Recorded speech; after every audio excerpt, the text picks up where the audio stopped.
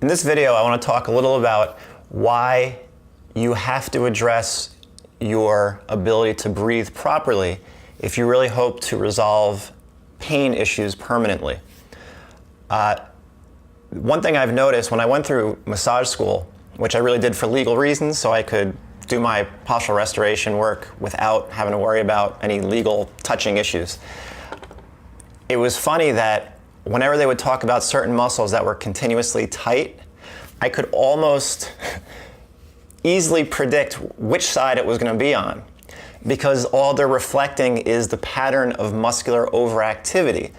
So if someone was talking about these SCMs as being tight, without a shadow of a doubt, now I'll say almost always it's going to be the right side that's overactive compared to the left.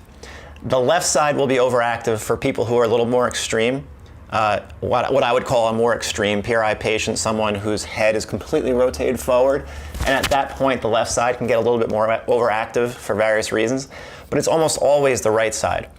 And why is that? Or the left psoas, or the right scalenes, or the right piriformis. And why is that? Because it's matching the patterns that we get stuck in.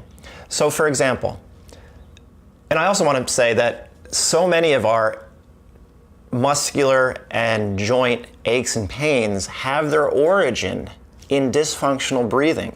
Because once you lose that left ZOA, and that left diaphragm is no longer able to pump as effectively as the right one, as the diaphragm on the right side, which is inherently inside us anyway because the right side is bigger and stronger, so it will pump more effectively. We lose that position on the left and we shift to the right. And once we shift to the right, our body has to compensate by twisting.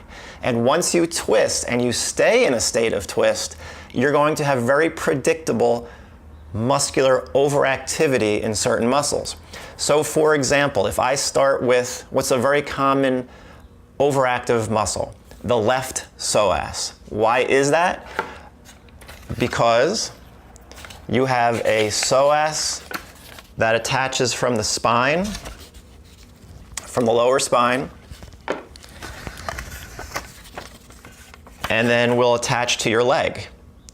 When the pelvis rotates forward and to the right, so when the left side comes forward, this left psoas is going to increase its external rotation activity to keep the left, so if this is my left leg, it would go with the pelvis. The psoas will turn it out in order to stay straight. It's not tight, it's just overactive. The reason it's not tight is because the pelvis is coming forward, so that distance is actually, it's slack, let's put it that way. But it is overactive in external rotation of the left leg to keep that left leg straight. Because the pelvis is this way, we want the leg to stay straight, so this psoas externally rotates it. So that left psoas, why does that keep getting tight? Because the position of the pelvis hasn't been addressed.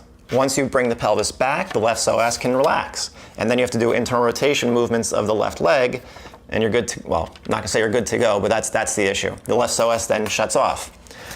The right QL. Why is the right QL always so tight? Same reason, the position of the pelvis.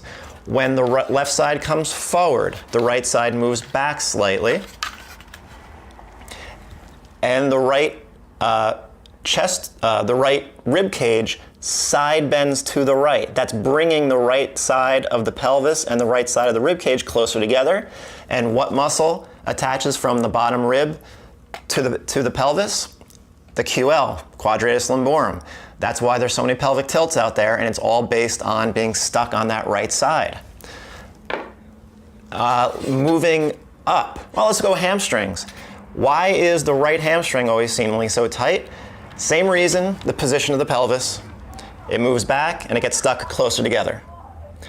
Left hamstring is usually weak. It might feel tight, but it's almost never tight. It's almost always just a feeling of neurological, it's a neurological feeling because the brain keeps telling it to contract to try to get it to work harder to stabilize the pelvis.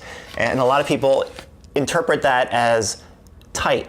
and it's not tight. So they stretch it and they make it weaker. We could go to the lower back, the spinal erectors that run some from the sacrum, but they run all the way up to various points along the spine. When you lose your ability to breathe properly and your spine arches, now those muscles come closer together and they're stuck. Again, once you lose that left ZOA, one side of your spine is going to be in an arched position. That'll generally be the left side, and your spinal erectors will stay tight. So again, breathing is the origin of that tight back. When you work your way up to the neck, you've got remember the neck muscles, so the upper traps, constantly tight on people. The SCMs, again, constantly tight. And what's the last one I want to talk about? Oh, the scalenes. The scalenes come off of your cervical vertebrae and attach to the first and second rib. When you lose your ZOA because you're extended and your diaphragms aren't pumping, somehow you have to make up that deficit of air. So what happens? These neck muscles start to pull the rib cage up. Now they're also stabilizing the scapula in many cases. The traps, your upper trapezius, are helping to stabilize the scapula and your whole shoulder complex. So when that's overactive because it's trying to help you breathe, it can throw off all the motion of your shoulder. And it can also cause more posterior tilting of your head and cause a lot of tension into your head and headaches and all that type of stuff. So you have the scalenes, the upper traps, the SCMs, all on the right side. The left neck muscles, if your head is oriented to the right, or your neck is at least, in order to pull you back to the center, a lot of times the left neck muscles will get overactive and tight because they're going to try to pull you back to the center, so they're constantly on. But again, the take-home point in all this is that the issue is breathing.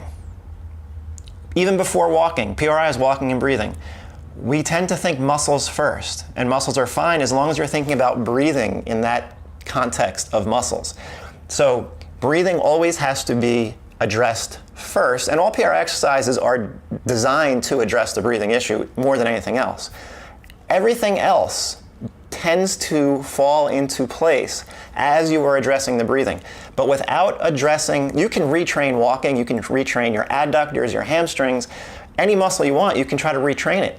But the problem is, if it's not being coupled with proper sequential breathing, it's not going to work because these muscles aren't going to turn off. You can train them more. You can train the opposite one more.